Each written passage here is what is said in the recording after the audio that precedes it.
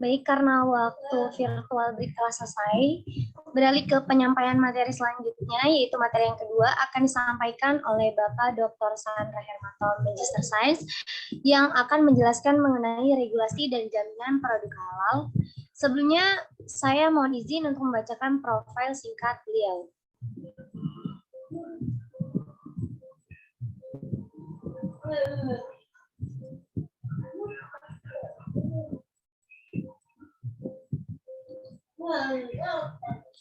Informasi profil beliau yaitu bernama lengkap Sandra Hermanto, lahir di Tasikmalaya pada 10 Agustus 1975. Beliau mengenyam pendidikan S1 di Universitas Pendidikan Indonesia atau UPI pada program studi kimia, lalu melanjutkan S2 di Institut Teknologi Bandung pada program studi kimia, serta melanjutkan S3 di Universitas Indonesia pada program studi kimia juga. Selanjutnya beliau juga saat ini berprofesi sebagai Direktur Eksekutif di P3JPHU Syarif Hidayatullah Jakarta, auditor tetap di LPPON MUI, anggota dari BKSPTN Wilayah Barat Bidang MIPA, Sekretaris Himpunan Kimia Indonesia, Chief Editor di Jurnal Kimia Valensi, serta dosen tetap di Program Studi Kimia UIN Syarif Hidayatullah Jakarta, dan sekarang juga berprofesi sebagai tutor di Dynasty Academy. Baik, karena Pak Sandra sudah hadir di tengah-tengah kita, saya akan sapa dulu tutor kedua kita ini. Assalamualaikum, selamat pagi Pak Sandra. Waalaikumsalam warahmatullahi wabarakatuh. Selamat pagi semuanya. Bagaimana kabarnya Pak Sandra? Alhamdulillah, baik-baik. Dengan Mbak siapa ini? Saya Pak. Oh, Mbak Ella. Alhamdulillah, baik Mbak Ella. Alhamdulillah, semoga sehat selalu ya Pak. Amin. Baik, sudah siap ya Pak untuk penyampaian materi kedua di hari pertama ini? Insya Allah, siap. Baik, alhamdulillah. Baik Pak, untuk penyampaian materi selama 40 menit, dilanjut nanti tanya jawab selama 15 menit. Kepada Pak Sandra, dipersilakan. Mohon izin share screen. Apakah bisa saya share sendiri? Bisa Pak.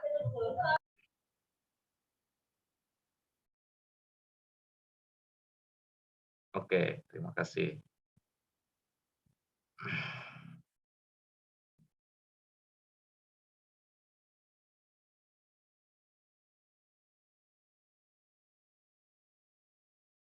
Baik, Mbak Ella dan teman-teman sudah terlihat slide-nya? Sudah terlihat Pak.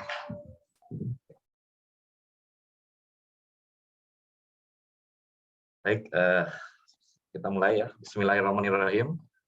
Assalamualaikum warahmatullahi wabarakatuh.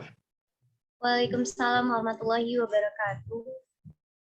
Alhamdulillahirrabbilalamin. Wabihi nasta'inu ala umuri dunia waddin. Wassalatu wassalamu ala asrofil anbiya'i wal mursalin. Sayyidina Muhammadin wa alihi washabihi ajma'in.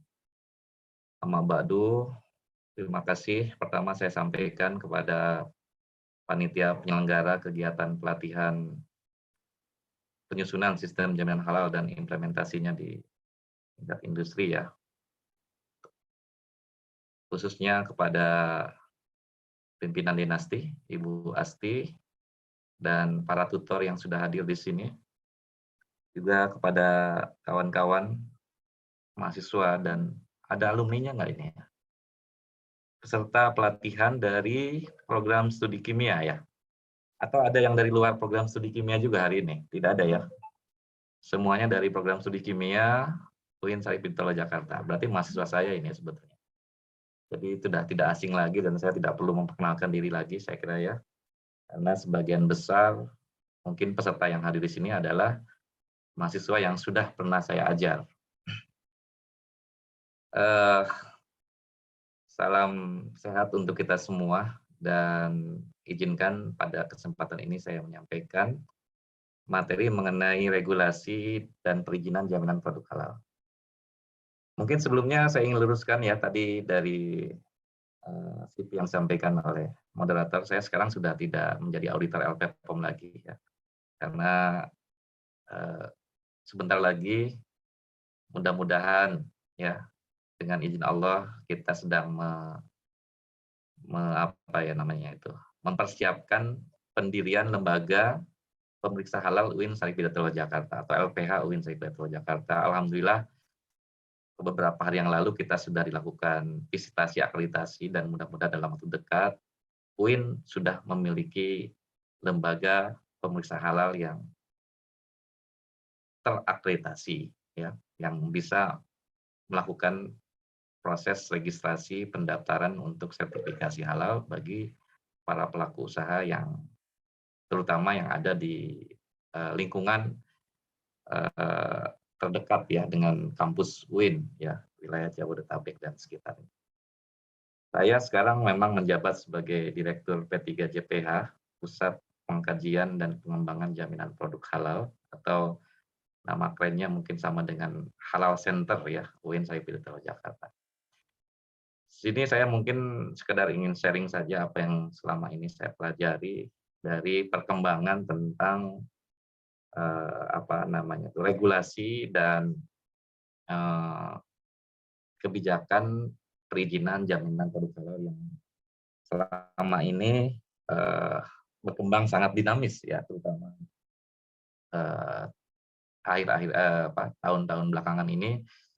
Regulasi tentang proses penyelenggaraan jaminan produk halal ini sudah mulai banyak digulirkan ya pasca ditetapkannya Undang-Undang Jaminan Produk Halal Nomor 33 Tahun 2014 tentang bagaimana implementasi dan akselerasi proses sertifikasi halal untuk semua produk ini bisa dilakukan secara cepat dan tepat sasaran. Nah, kalau kita bicara tentang dasar hukum dari penyelenggaraan jaminan produk halal, seperti tadi saya sudah sampaikan bahwa pemerintah sudah memiliki atau negara kita sudah memiliki ya suatu payung hukum tentang bagaimana proses penyelenggaraan jaminan produk halal ini bisa diterapkan ya dalam rangka menjamin ya ketersediaan dan peredaran semua produk pangan yang produk-produk yang ada di negara kita ini terkait dengan jaminan produk halal.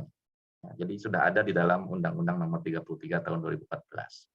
Kemudian dari undang-undang ini diturunkan menjadi Peraturan Pemerintah Nomor 39 Tahun 2021 ya tentang bagaimana bidang jaminan produk halal ini bisa dilaksanakan melalui aturan-aturan yang lebih teknis. Kemudian seiring dengan perkembangan iklim investasi yang sekarang ini didorong ya, bagaimana pelaku-pelaku usaha itu bisa memiliki legalitas sertifikasi halal terkait dengan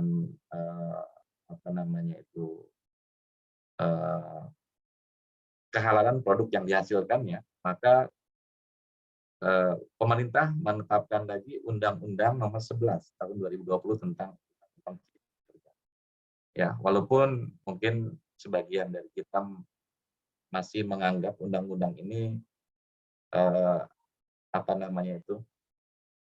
sebagian besar belum diterima di masyarakat, terutama bagi para kalangan buruh, ya, karyawan dan lain sebagainya yang lebih menganggap bahwa undang-undang ini tidak memiliki prinsip keadilan ya bagi para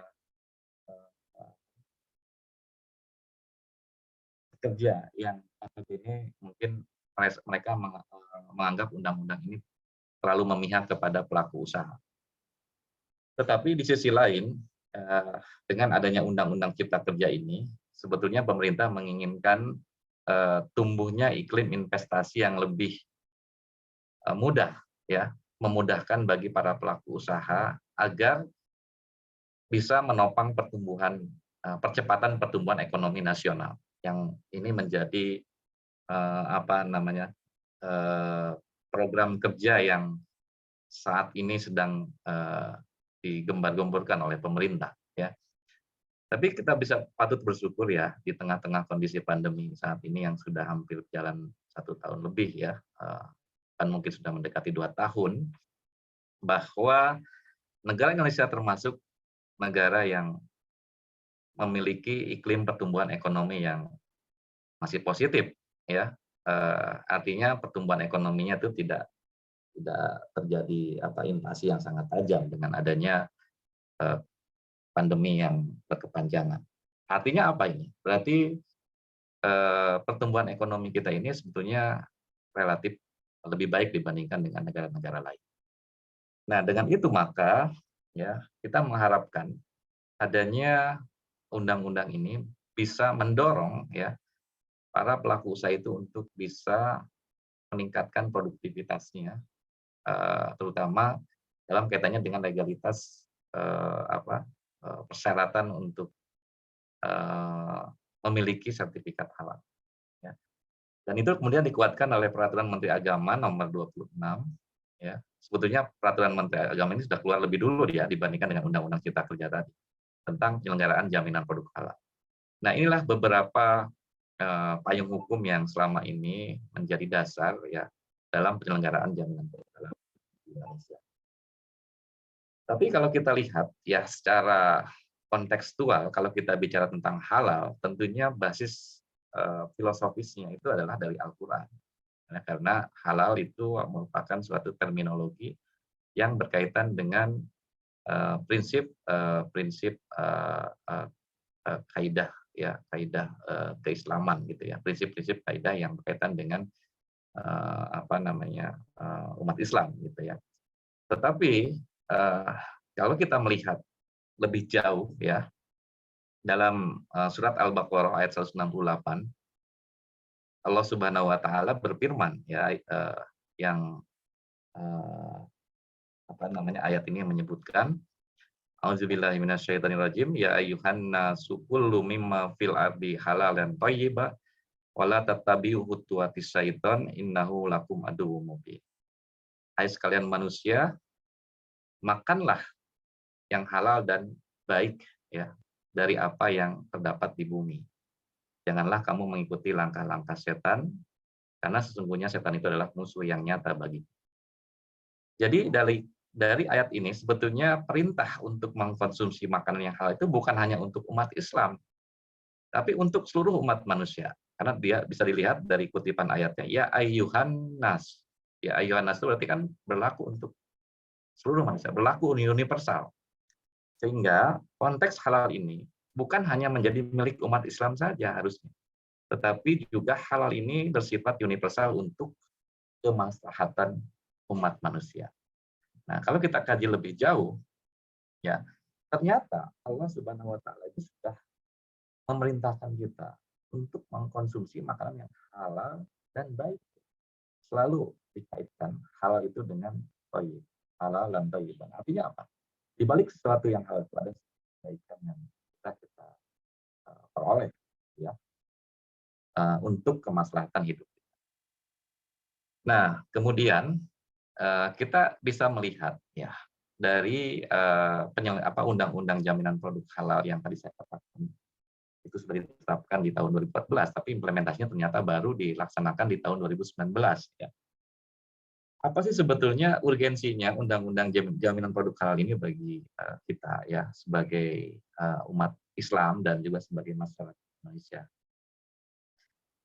Negara sudah memberikan jaminan ya kepada semua unsur masyarakat yang ada di wilayah Indonesia tercantum dalam undang-undang ya pasal 29 kalau tidak salah ya.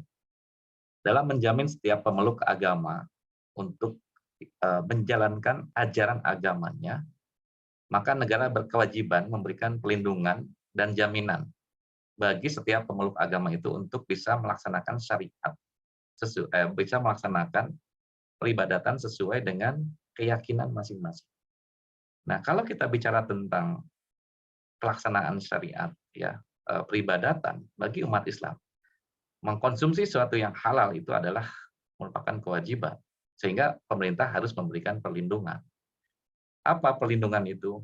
Ya, bagaimana masyarakat Indonesia itu bisa mendapatkan produk yang sudah terjamin kehalalannya.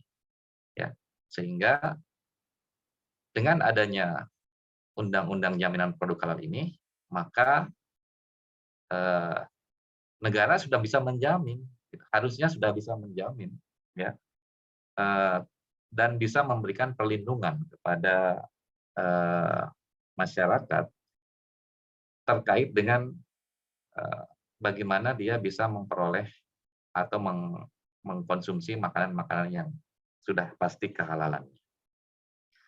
Oleh karena itu, maka umat Islam perlu mengetahui ya informasi yang jelas tentang produk-produk yang halal dan haram itu seperti apa.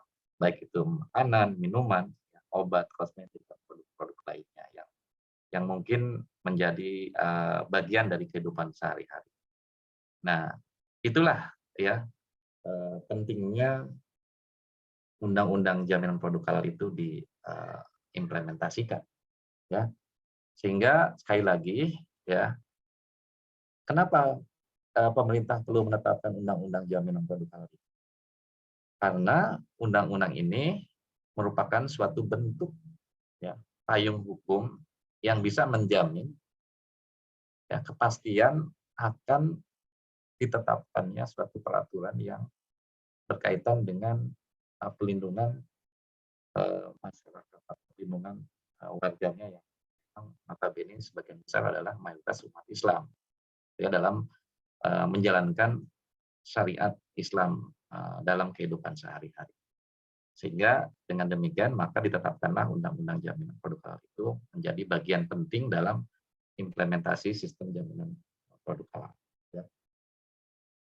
Oke, kemudian apa sih sebetulnya tujuan daripada penyelenggaraan jaminan produk halal ini? Berdasarkan pasal 3 dalam Undang-Undang tersebut, disebutkan bahwa tujuan daripada penyelenggaraan jaminan produk halal itu adalah untuk memberikan yang pertama kenyamanan, ya, yang kedua keamanan dan keselamatan serta kepastian ya akan ketersediaan produk yang halal bagi masyarakat ya dalam mengkonsumsi dan menggunakan produk tersebut. Jadi di sini pemerintah harus sudah memberikan rasa keamanan, ya, keselamatan dan kepastian hukum tentang ketersediaan akan produk yang halal yang bisa dikonsumsi oleh masyarakat. Itulah tujuan dari penyelenggaraan jaminan produk halal. Kemudian yang kedua, di sini pemerintah juga ingin meningkatkan ya nilai tambah akan produk yang bisa dipastikan kehalalannya sehingga pelaku usaha itu bisa memperoleh keuntungan tidak hanya material tapi juga kepercayaan daripada konsumen yang akan menggunakannya. Ya. Jadi meningkatkan nilai tambah di sini artinya nilai tambah dari sisi kepercayaan konsumen untuk membeli produk tersebut. Ya selain juga tentunya ketika suatu produk itu sudah berlabel halal pasti akan setelah ada kepercayaan dari konsumen untuk mengkonsumsi produk tersebut, maka diharapkan akan meningkatkan ya omset ataupun nilai jual dari produk tersebut. Nah ini akan menjadi bagian yang penting juga untuk diterapkan sehingga nanti akan meningkatkan juga pada akhirnya pertumbuhan ekonomi nasional. Kemudian apa sih sebetulnya ya hubungan antara halal dan thayyib tadi ya seperti yang dikutip dalam ayat Al-Qur'an dan bahkan kemudian di dalam ayat selanjutnya Allah juga menyebutkan di dalam surat Al-Maidah dan makanlah makanan yang halal dan baik ya dari apa yang telah direzekikan kepadamu dan bertakwalah kepada Allah dan kamu beriman kepadanya. Jadi di sini sudah jelas ya bahwasannya Allah memerintahkan kita untuk mengkonsumsi makanan yang halal dan baik. Halal ini apa sih sebetulnya? Kalau menurut kaidah Islam itu ya istilah bahasa mungkin ya saya juga tidak terlalu paham kalau dari asbabun nuzul dan lain sebagainya. Tapi menurut pengertian dasarnya, halal itu adalah sesuatu yang diperbolehkan. Ya. Segala sesuatu, baik itu berupa barang ataupun perbuatan, kegiatan, ya, yang diizinkan atau yang bisa dilakukan oleh setiap orang tanpa melanggar hukum syar'i, gitu ya. Artinya halal itu diperbolehkan atau sesuai dengan kaidah hukum syar'i. Baik itu dari sisi substansi, zatnya, ataupun dari cara mendapatkannya. Ya. Nah, kemudian yang kedua ada istilah toyib. Ya. Toyib itu bukan nama orang ya, tapi di sini artinya baik, ya, toyiban, baik, aman untuk dikonsumsi. Nah, ternyata kalau kita telusuri kata-kata toyib ini sebetulnya berkaitan dengan kualitas dari suatu produk itu. Selain dia halal menurut ajaran Islam kan tidak mengandung sesuatu yang diharamkan, tapi dia juga harus baik untuk kesehatan kita. Ya, makanya di sini standar ketoyiban itu sekarang sebetulnya sudah banyak kita lihat ya, atau diterapkan di perusahaan itu melalui suatu standar-standar, misalnya food safety, GMP, ya, dan lain sebagainya. Sehingga makanan yang halal dan thayyib itu sebetulnya adalah yang memiliki standar kualitas yang baik untuk kehidupan kita, ya. Bahkan sekarang orang sudah melihat bahwa dalam proses sertifikasi halal ini aspek ketoyiban ini menjadi bagian penting, ya. Tidak hanya dilihat dari sisi substansi halalnya, tapi juga dilihat dari substansi ketoyibannya tadi. Kalau dia mengandung sesuatu yang diharamkan, itu jelas tidak boleh. Tapi kalau dia berbahaya untuk tubuh kita, saya mengandung sesuatu yang bisa merugikan kesehatan, itu juga menjadi pertimbangan dalam proses penetapan sertifikat. Oke, kemudian kita bisa melihat di sini dalam Undang-Undang JPH nomor 33, ya, itu ada 68 pasal ya, lumayan banyak juga. Dalam beberapa pasal yang disebutkan itu, di sini ada penyelenggaraan jaminan produk halal. Ya. Siapa saja sih sebetulnya yang memiliki peran penting, ya, atau yang memiliki peran kunci dalam penetapan sertifikasi halal ini, dalam penyelenggaraan jaminan produk halal. Jadi ada 3 aktor utama yang sebetulnya menjadi bagian penting yang tidak bisa terpisahkan dalam proses penetapan kehalalan suatu produk. Ya. Yang pertama itu adalah BPJPH. Apa itu BPJPH? BPJPH adalah Badan Penyelenggara Jaminan Produk Halal. Badan ini dibentuk oleh pemerintah, ya, eselon 2 di bawah Kementerian Agama dan bertugas dalam proses sertifikasi jaminan produk halal dan penyelenggaraan BPH atau jaminan produk halal.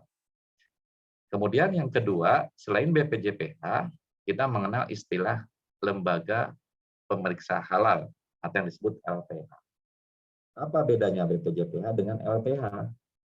Kan BPJPH juga sama-sama lembaga yang berperan dalam proses sertifikasi.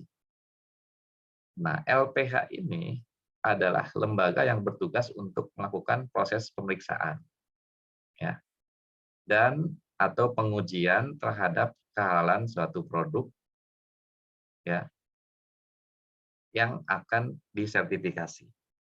Jadi dia yang berperan melakukan pemeriksaan atau pengujian produk. Kalau BPJPH adalah lembaga yang memberikan suatu standarisasi, ya, norma, prosedur, aktivitas, kriteria-kriteria dalam penyelenggaraan jaminan produk halal. Tapi dia juga sebagai regulator bagaimana lembaga pemeriksa halal itu bisa beroperasi, bisa jalan, bisa terakreditasi, bisa memiliki auditor dan lain sebagainya. Itu semua diatur di dalam ketentuan-ketentuan yang ada di dalam peraturan perundang-undangan, dan yang mengaturnya itu adalah BPJPH. Nah, kalau LPH ini adalah aktor pelaksananya. Dia yang akan melakukan proses verifikasi ya tentang kehalalan suatu produk. Nah, setelah dilakukan proses pemeriksaan dan pengujian oleh LPH, hasil daripada proses itu tidak serta-merta langsung dikeluarkan sertifikat halalnya, tetapi perlu disampaikan kepada Majelis Ulama Indonesia. Jadi MUI ini adalah aktor ketiga yang di dalam undang-undang itu sudah tercantum dia sebagai otoritas penentu penetapan fatwa halal. Tidak boleh tidak ya dalam penetapan fatwa halal itu harus mau tidak mau ditetapkannya oleh MUI. Nggak bisa oleh pemerintah. Nggak bisa juga oleh LPH karena tidak punya otoritas untuk itu. Jadi MUI di sini dalam hal ini lebih tepatnya adalah Komisi Fatwa MUI itu memiliki peranan penting ya dalam menetapkan kehalalan suatu produk berdasarkan hasil pemeriksaan dari LPH. Jadi MUI adalah penentu akhir dalam proses regulasi penetapan kehalalan suatu produk. BPJPH yang mengatur standarnya, LPH yang melaksanakannya, MUI yang memberikan penilaian. Apakah produk ini sesuai dengan apa namanya standar kehalalan berdasarkan fatwa MUI, gitu ya. Sehingga nanti akan dikeluarkan yang namanya ketetapan halal. Ketika MUI ini nanti menetapkan kehalalan itu berdasarkan sidang komisi fatwa, barulah nanti BPJPH itu bisa menerbitkan sertifikat halal. Jadi seperti itulah ya apa namanya itu ruang lingkup dari proses sertifikasi halal ini. Ya, dilihat dari sisi apa namanya itu proses pelaksanaannya. Ya. Nah, kita bisa lihat ya perjalanan sertifikasi halal di Indonesia itu sebetulnya ada awalnya itu bersifat voluntary ya, sukarela. Kita bisa melihat ya sebelum ditetapkannya Undang-Undang JPH tahun 2019, perusahaan tidak diwajibkan untuk melakukan registrasi pengajuan sertifikat halal atau tidak diwajibkan untuk memiliki sertifikat halal ya untuk produk yang diedarkan.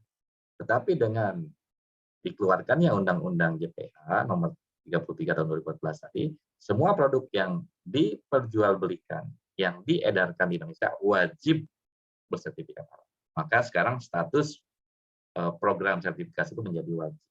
Yang tadinya voluntary, sukarela, sekarang sudah menjadi wajib semenjak diundangkannya Undang-Undang nomor 33 tadi. Lalu pada awalnya proses sertifikasi halal ini kan dikelola oleh MUI sendiri ya, melalui lembaga yang namanya LPPOM.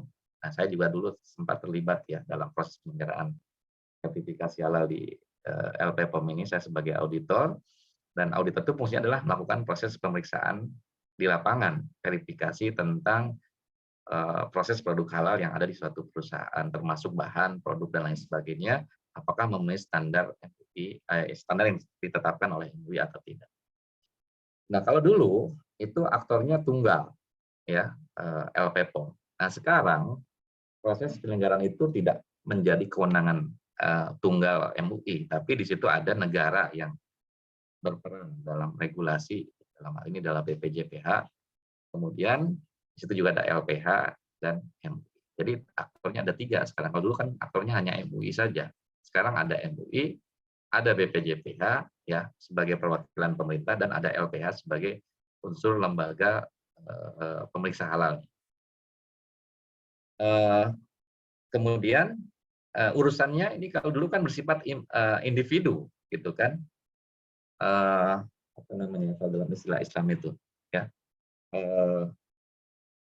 fardu ain gitu ya, atau fardu kifayah. Nah, kalau sekarang semua wajib bersertifikat halal. Jadi dulu itu ya mungkin urusan ini yang bagi sebagian orang dianggap penting, tapi belum tentu apalagi sekarang aja misalnya UMK merasa produk kami tidak perlu disertifikasi karena sudah jelas kehalalannya gitu. Kenapa sertifikasi lagi? Sertifikasi itu udah urusan-urusan pribadi aja gitu yang sifatnya apa namanya ya, nyatakan bahwa produk saya ini halal udah.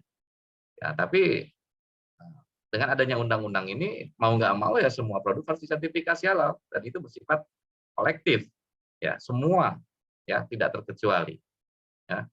Nah sehingga sekarang ya penetapan kebijakan sertifikasi halal ini berlaku untuk semua pelaku usaha, semua jenis produk ya, baik makanan, minuman, obat, kosmetik, ya jasa juga termasuk ya.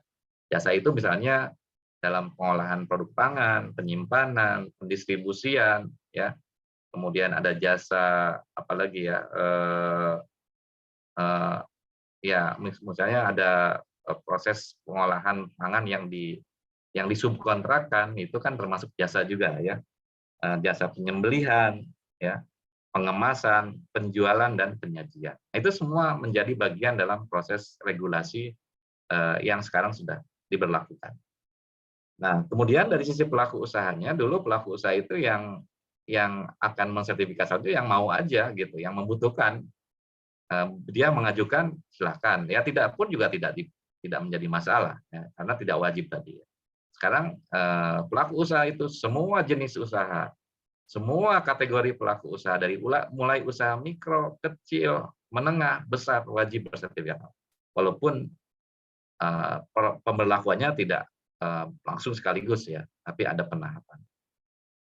Dulu skalanya lokal, nasional, dan internasional. Sekarang ya sama ya, lokal, nasional, internasional juga. Karena halal ini kan bukan hanya milik umat Islam, tapi juga sudah menjadi isu global.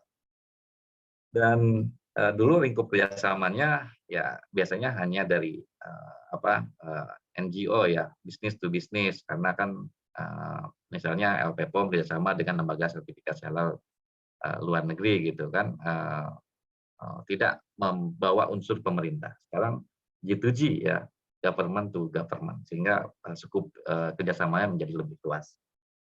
Bagaimana dengan pengawasannya? Nah, sekarang dengan adanya undang-undang jaminan produk halal itu, regulasi BPJPH mewajibkan bahwa semua produk yang akan atau yang sudah bersertifikat halal itu harus bisa memberikan jaminan ya,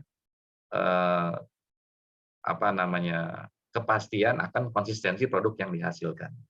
Sehingga di sini peran masyarakat juga perlu dilibatkan ya, termasuk media massa. Bagaimana suatu produk yang sudah bersertifikat halal itu, apakah mereka bisa menjamin konsistensi penggunaan bahannya, proses produksinya itu terjamin kehalalannya atau tidak. Disinilah fungsi pengawasan itu nanti perlu ditetapkan ya, atau pentingnya pengawasan ya. Dan sekarang profesi yang berkaitan dengan penyelenggaraan jaminan produk halal itu tidak hanya menjadi tugas auditor, tapi juga sudah menjadi bagian dalam ekosistem ya, proses produk halal ini, dari mulai auditor, maaf Pak, permisi, pengawas dan ya. Izin mengingatkan bahwa penyampaian materi waktunya sudah berakhir Pak. Ini baru sebagian ini. Apakah saya diberikan waktu hanya sebentar ya? Cuma beberapa slide saja. Oke, bukannya sampai jam 12 ya saya? Gimana? Penyampaian materi sampai 10.15 Pak. Lalu dilanjutkan dengan tanya jawab sampai 10.30. Oh gitu. Ya, baik, ya kalau begitu berarti cukup sampai sini aja. Karena banyak yang perlu saya sampaikan sebetulnya. Mungkin boleh Pak dilanjutkan penyampaian materinya dan sambil menunggu untuk para peserta mengirimkan pertanyaan Pak melalui kolom chat room. Ya, baik, kalau begitu saya percepat aja ya. Jadi tadi sudah saya jelaskan ya, ada 3 aktor utama dalam penyelenggaraan jaminan produk halal. Yang pertama dari unsur pemerintah yang diwakili oleh BPJPH, yang memiliki fungsi dan peranan ya dalam regulasi itu, merumuskan kebijakan JPH dan seterusnya ya, Anda bisa baca sendiri, termasuk melakukan akreditasi terhadap LPH, registrasi auditor halal, dan pembinaan auditor. Nah, ada beberapa definisi terkait dengan Undang-Undang JPH ini. Yang pertama tentang PPH. Ya.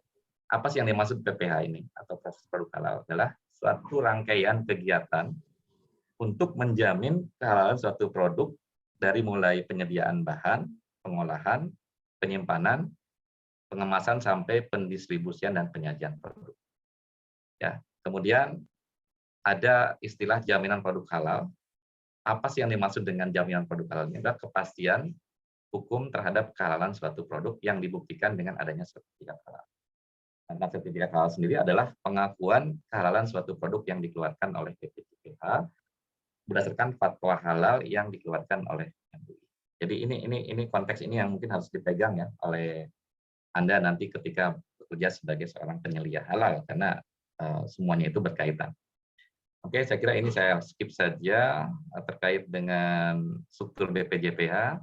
Nah, kewajiban bersertifikat halal itu sebetulnya tidak hanya mencakup makanan dan minuman saja, tapi juga sudah meluas, mencakup berbagai produk yang dikonsumsi ataupun yang digunakan sehari-hari. Contohnya ya, obat, kosmetik, produk kimiawi, produk biologi, ya, produk rekayasa genetik, termasuk juga barang gunaan yang dipakai atau dimanfaatkan oleh masyarakat. Dan yang terakhir, produk jasa berupa penyembelihan, pengolahan, penyimpanan, sampai pendistribusian atau penjualan suatu produk. Nah, di sini saya ingin menekankan bahwa ya, produk yang wajib bersertifikat halal itu adalah produk yang sudah ditetapkan jenisnya ya melalui peraturan Menteri Agama ya. Produk wajib bersertifikat halal itu ada di dalam KMA nomor 48 kalau tidak salah ya, tahun 2021. Kemudian di sini untuk produk yang berbasis kimiawi dan produk rekayasa genetik adalah produk yang hanya terkait dengan makanan, minuman, obat, dan kosmetik. Sedangkan produk barang gunaan itu hanya bagi barang yang berasal atau mengandung unsur hewan, ya, yang ada kaitannya dengan bahan hewani. Ya, misalnya contohnya sabun, di situ kan barang gunaan atau pakaian, ya, kemudian apa namanya itu sepatu, tas, ya, kemudian itu kan barang-barang gunaan. Kalau dia mengandung bahan hewani ya, sandang, penutup kepala, aksesoris itu wajib disertifikasi halal. Nah, untuk jasa tadi sudah saya jelaskan. Nah, kemudian termasuk juga barang-barang gunaan, alat-alat kesehatan, ya, pembekalan antara lain seperti sikat gigi, benang gigi, tusuk gigi, ya, enzim pencuci mulut, ya, kemudian peralatan rumah tangga, ya, seperti sendok, garpu, piring, mangkok, gelas, dan lain sebagainya, karena itu digunakan sehari-hari untuk berkaitan dengan produk makanan. Kalau dia berasal dari hewani atau mengandung unsur hewani, maka dia harus disertifikasi.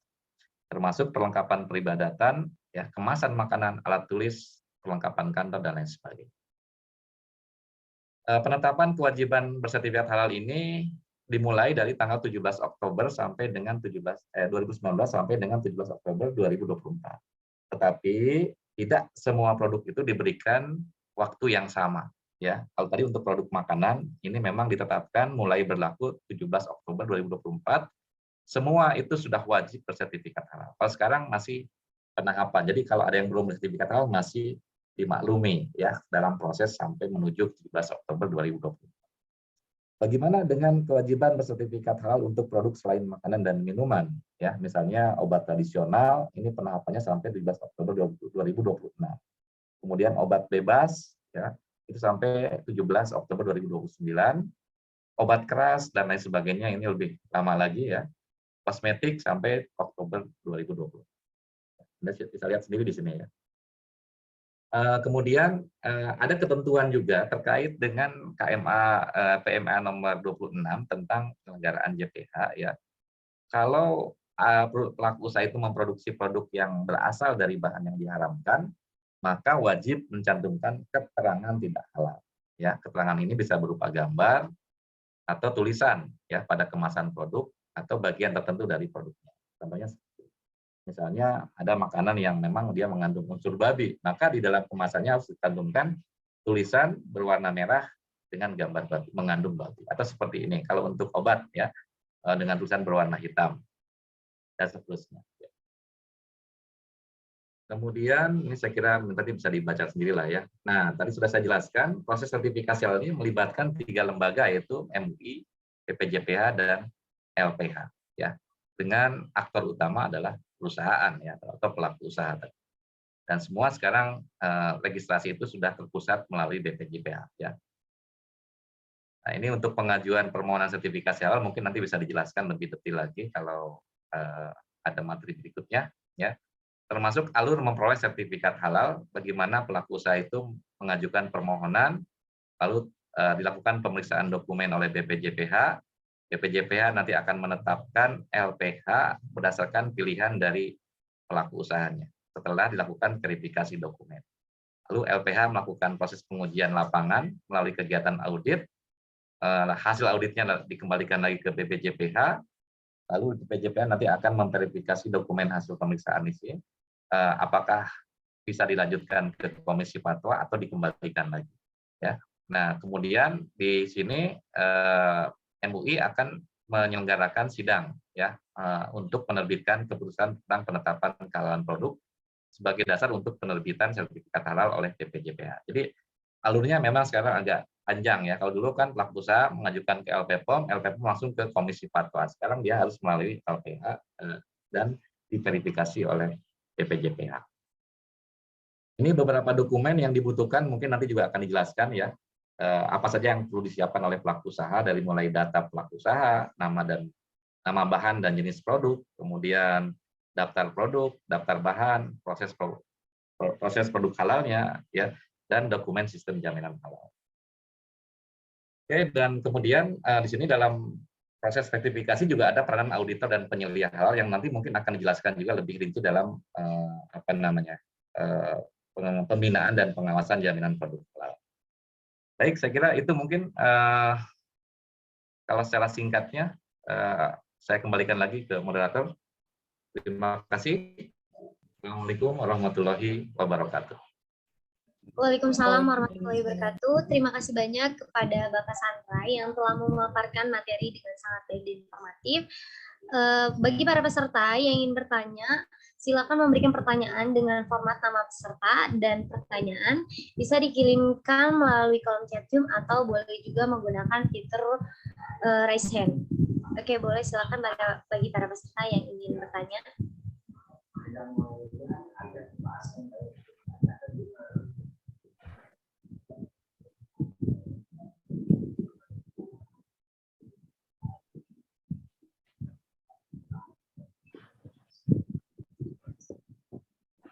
Ayo silakan teman-teman mahasiswa atau yang mau bertanya boleh silakan.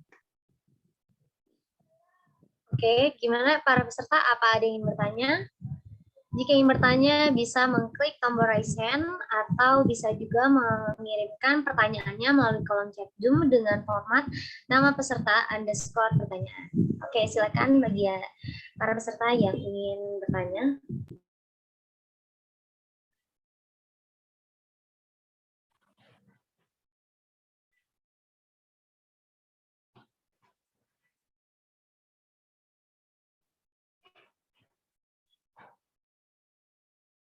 Sampai jam berapa, Mbak Ella? Ini kita sampai sudah selesai sebenarnya, Pak. Ya, okay. Maksudnya untuk tanya jawab? Iya, untuk tanya jawab waktunya juga sudah habis, Pak. Oh, ya udah, kalau sudah habis berarti sudah tidak ada pertanyaan kali ya?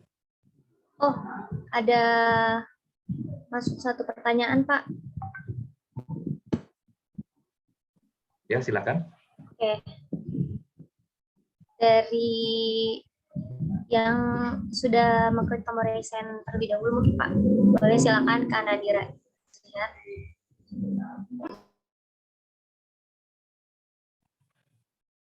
Mau langsung bertanya silakan. Oke. Terima kasih Bapak, saya Nadira izin bertanya. Jadi kalau sekarang kan ada ya pelaku UMKM atau UMK yang mungkin punya branding produknya itu namainnya kayak ke arah lebih gaul gitu sih. Jadi kalau sekarang tuh kayak ada mie setan segala macam. Nah, tapi kan sedangkan untuk punya sertifikat halal itu kan nggak boleh ada unsur yang ke arah sana kan Pak, kayak iblis, setan segala macam. Nah, itu dari sudut pandang lembaga penyelenggara jaminan halal tuh gimana sih Pak terhadap UMK atau yang punya branding produk seperti itu gitu Pak. Terima kasih. Nazira dari mana ini? Dari UIN. Mahasiswa kimia atau sudah lulus? Alhamdulillah sudah sidang Pak tanggal 15 kemarin. Ya, selamat ya tidak lulus ya menjadi sarjana. Terima Oke. kasih Bapak. Terkait dengan kriteria penamaan produk, sebetulnya pertanyaan Anda itu nanti akan dibahas juga mungkin dalam materi selanjutnya berkaitan dengan kriteria sistem jaminan produk halal. Dalam kriteria sistem jaminan produk halal itu ada komponen ya produk yang akan disertifikasi itu harus sesuai dengan ketentuan Komisi Fatwa MUI. Betul yang disampaikan tadi, penamaan itu menjadi bagian dari penilaian juga ya sesuai dengan syariat Islam atau tidak. Karena penamaan produk yang akan disertifikasi itu tidak boleh mengandung unsur-unsur yang tidak sesuai dengan kaidah syariat Islam gitu ya. Mengandung unsur-unsur kekufuran, mengandung unsur-unsur pornografi, mengandung unsur-unsur apalagi ya yang tidak diperkenankan dalam ajaran Islam itu jelas tidak diperbolehkan gitu ya. Dan itu nanti ketentuannya akan diatur di dalam implementasi sistem jaminan produk halal yang nanti akan dijelaskan mungkin setelah ini gitu ya. Di dalam kriteria produk itu ada komponen yang mengharuskan nama itu tidak berasosiasi kepada sesuatu yang diharamkan atau mengandung unsur kekufuran atau mengandung unsur-unsur yang tidak diperkenankan sesuai dengan syariat Islam. Ya. Bagaimana proses regulasinya? Ya, regulasinya ini sebetulnya tidak disebutkan secara eksplisit di dalam undang-undang ya. Tetapi Komisi Fatwa menetapkan kategori produk yang bisa disertifikasi itu adalah yang tadi saya sebutkan gitu ya. Itu sesuai dengan standar Fatwa MUI ya, sesuai mengikuti standar Fatwa MUI. Jadi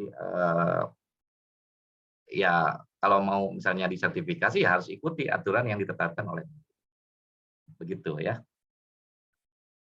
Baik Bapak, terima kasih. Ya. Oke, kayaknya ada pertanyaan juga di chat ya. Ini pertanyaan atau bukan nih dari Sri Komala? Oke, mohon maaf Pak, karena keterbatasan waktu, mungkin pertanyaan dari Sri Komala akan dikirimkan melalui WhatsApp, dan Bapak bisa menjawabnya melalui WhatsApp Group. Dan bagi para peserta yang lain juga, jika ingin bertanya, boleh ajukan pertanyaan di WhatsApp Group. Di grup yang mana? Saya nggak masuk grup. Di grup, sudah ada Pak. Sebentar. Oke Pak, nanti akan dimasukkan ke dalam grup. Dijawab aja sebentar lah ya, satu pertanyaan aja, kasihan juga yang menunggu. Saya tidak perlu lagi ikut ke grup, tapi saya akan jawab langsung saja. Ya, perusahaan sudah memiliki sertifikat halal di luar negeri, misalnya Malaysia atau Singapura. Apabila produk itu ada di Indonesia, perlu atau tidak produk tersebut dilakukan pemeriksaan kembali oleh BPJPH dan LPH dan MUI. Oke, jadi untuk produk-produk impor ya, yang sudah memiliki sertifikat halal dari negaranya, ya, itu ada ketentuannya. Masuk ke Indonesia, dia harus bersertifikat halal MUI, walaupun produk tersebut sudah disertifikasi di negaranya, kecuali produk itu berupa produk intermediate yang akan diolah menjadi produk jadi. Jadi kalau produknya sudah dalam bentuk produk jadi, contohnya mie instan, coklat yang siap untuk dimakan, ketika produk itu diproduksi di luar negeri dan ingin masuk ke negara Indonesia, maka wajib disertifikasi oleh MUI. Tapi kalau produknya bukan produk jadi atau produk setengah jadi yang bisa nanti diolah lagi di Indonesia, misalnya produk setengah jadi itu flavor misalnya dari luar negeri mau digunakan untuk membuat minuman. Nah, flavornya ini harus disertifikasi, tidak perlu disertifikasi MUI selama lembaga sertifikasi halal di luar negerinya itu diakui oleh MUI. Jadi untuk produk setengah jadi atau produk intermediate bisa diterima sertifikat halalnya asalkan lembaga penerbit sertifikat halal tersebut diakui oleh MUI. Demikian ya, terima kasih. Oke, baik. Terima kasih banyak Pak Sandra atas jawabannya. Demikian mungkin itu jadi pertanyaan terakhir.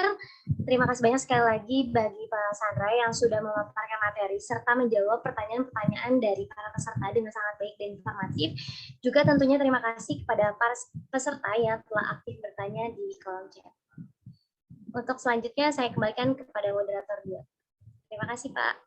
Ya, terima kasih semuanya. Saya pamit. Assalamualaikum warahmatullahi wabarakatuh. Waalaikumsalam warahmatullahi Waalaikumsalam warahmatullahi wabarakatuh. Ya, baik. Terima kasih Pak Sandra. Dan juga terima kasih juga teman-teman peserta yang sudah aktif bertanya.